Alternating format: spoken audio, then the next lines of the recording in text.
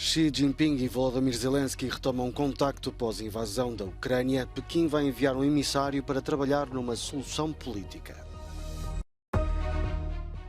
Alexei Navalny acusa as autoridades russas de o tentarem silenciar com mais um processo que lhe pode valer a prisão perpétua. Espanha e Itália agonizam com falta de água e não se prevê melhorias nos próximos tempos.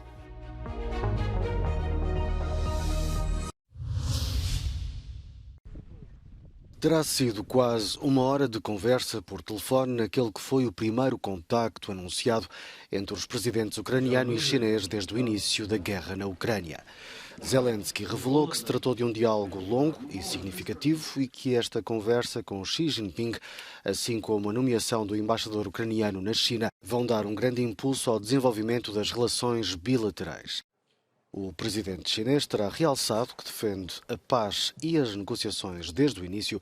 O seu governo anunciou que vai enviar um emissário para a Ucrânia com o propósito de procurar uma solução política, salientando que o princípio da integridade territorial é fundamental. Isto após ter publicado em fevereiro um esboço de um plano de paz que, entre outros, não previa a saída das tropas russas. Os laços políticos e económicos com Putin têm vindo a estreitar-se, trazendo receios de uma entreajuda militar.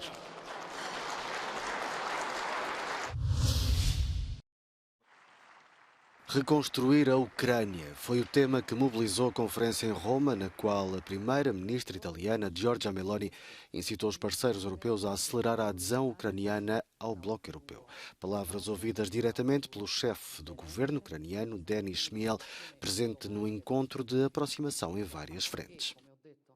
Sono centinaia tra aziende, organizzazioni e istituzioni, sia italiani che ucraini, gli enti che hanno partecipato all'evento di oggi. Lo scopo della conferenza è quello di intercettare le necessità del Paese e della sua ricostruzione, dunque offrire anche il know-how italiano in settori specifici, e questo rientra nel piano di aiuti che l'Italia sta offrendo all'Ucraina, come ricordato anche dalla stessa Presidente del Consiglio Giorgia Meloni, che in conferenza stampa ha detto come aderire a questo piano di ricostruzione significa anche credere che l'Ucraina vincerà il conflitto, ma significa anche partecipare al processo di adesione dell'Ucraina all'Unione Europea. Il Presidente del Consiglio ha poi menzionato il primo ministro ucraino, anche lui presente in conferenza stampa, e ha detto che lui stesso ha ringraziato l'Italia per aver provveduto a fornire elettricità nel paese, uno degli esempi di come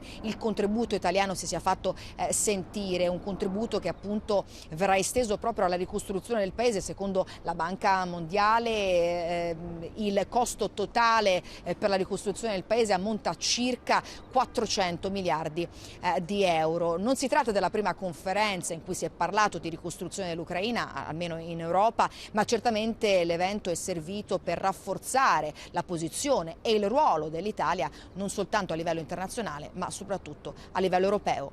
Giorgia Orlandi, Euronews, Roma. Alexei Navalny volta a estar na mira da justiça russa.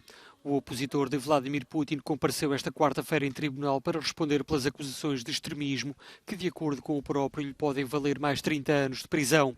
Navalny, que já se encontra a cumprir uma pena de 11 anos e meio, classifica as acusações de absurdas e queixa-se de lhe limitarem o acesso ao processo com perto de 200 páginas. Navalny acusa ainda as autoridades de prepararem um processo por terrorismo por atos cometidos atrás das grades, onde enfrentaria a pena perpétua num tribunal militar. Por esta altura do ano, os campos de arroz da Andaluzia deviam estar viçosos e verdejantes. Em vez disso, o cenário é desolador. A região atravessa a pior seca em 3 décadas e as previsões meteorológicas apontam para uma subida da temperatura, com calor que devia fazer-se sentir em julho, a chegar em abril. Há já vários anos que a agricultura local agonia com falta de água. Estamos viviendo una situación alarmante, porque ya no es solamente esta campaña, que lo tenemos muy complicado, o sea, no vamos a sembrar arroz, sino que ya son 5 campañas y esta sería la sexta de muchas dificultades. A grave seca levou o governo espanhol a pedir a Bruxelas para desbloquear fundos de emergência para o desenvolvimento agrícola para ajudar os 890 mil agricultores afetados. Em Itália, a situação não é muito diferente. O maior rio do país, o Po, apresenta atualmente um caudal típico do verão, o mais baixo em 30 anos para o mês de abril. Giuliano Landini é comandante de um cruzeiro e admite que terá de parar nos próximos dias. Io la prima traversata l'ho fatta a 13 anni, ho imparato a nuotare sul Po a 5 anni e vedevo un fiume allora pieno, un fiume anche di vita, di turismo, di diporto, di pesca. Oggi non passa niente, non c'è più niente. O ano passado, a Itália já tinha sofrido a pior seca em 70 anos e, de acordo com o painel intergovernamental sobre mudanças climáticas da ONU, este tipo de fenómenos vai tornar-se cada vez mais frequente.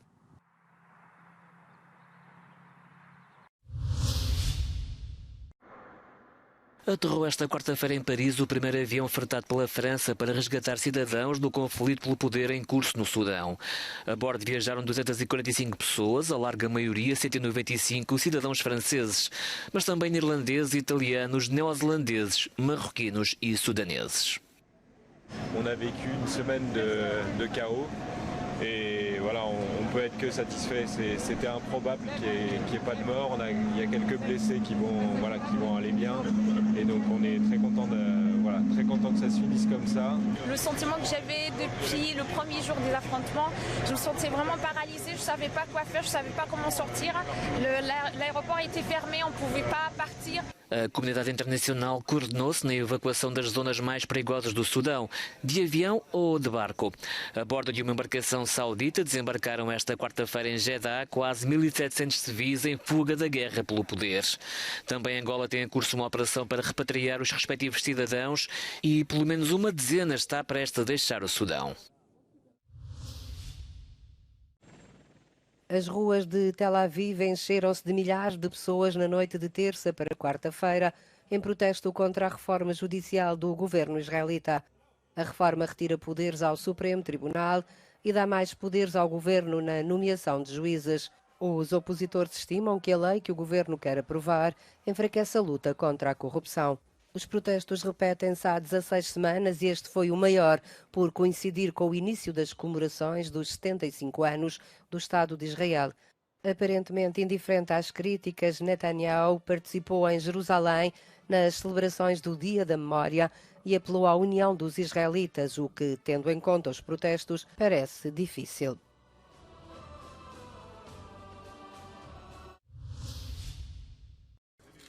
A Ucrânia voltou a estar no topo da agenda de Lula da Silva, desta feita em visita a Madrid, onde se encontrou com o chefe do governo espanhol, Pedro Sánchez.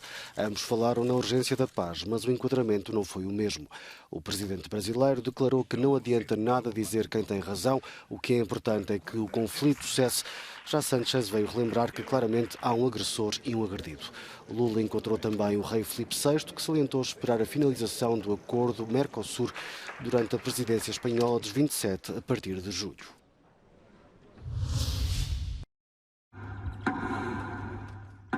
A dor da guerra na Ucrânia junta-se à dor da memória de Chernobyl. A 26 de abril de 1986, a explosão de um reator deu origem ao pior acidente nuclear da história, com uma nuvem radioativa que deixou mais de 8 milhões de pessoas expostas às radiações. 37 anos depois, as vítimas da tragédia foram homenageadas com uma cerimónia junto à antiga central nuclear. Em Kiev, Volodymyr Zelensky também não deixou a ocasião passar despercebida, colocando uma coroa de flores junto ao monumento em honra dos heróis que combateram o incêndio na central. De acordo com o chefe de Estado ucraniano, o acidente provocou uma cicatriz numa zona acolhedora e desenvolvida, lembrando que ainda hoje os 30 quilómetros que rodeiam a antiga central nuclear são uma zona perigosa devido à elevada radioatividade.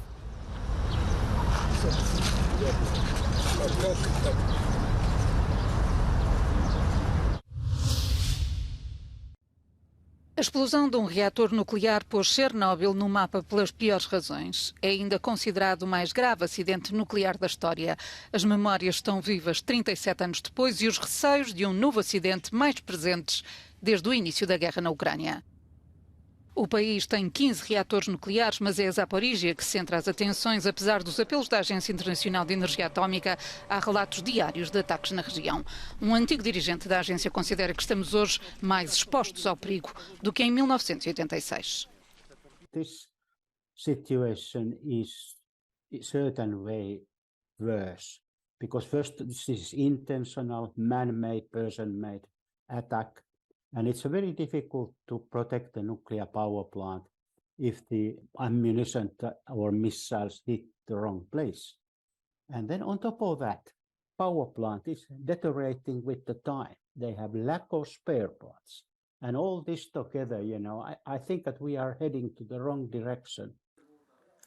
A energia nuclear parecia condenada, mas a indústria ganhou novo fôlego com a guerra na Ucrânia. França lidera a tabela da produção, Bélgica e Eslováquia dobraram em 2021 a fasquia dos 50%. A Rússia usou a energia como arma contra o Ocidente e até a Alemanha atrasou o calendário de encerramento das centrais nucleares. No entanto, e em contraciclo com grande parte da Europa, Berlim desligou este mês os últimos reatores. Is really quite a reprehensible action when they are still so reliant on fossil fuels.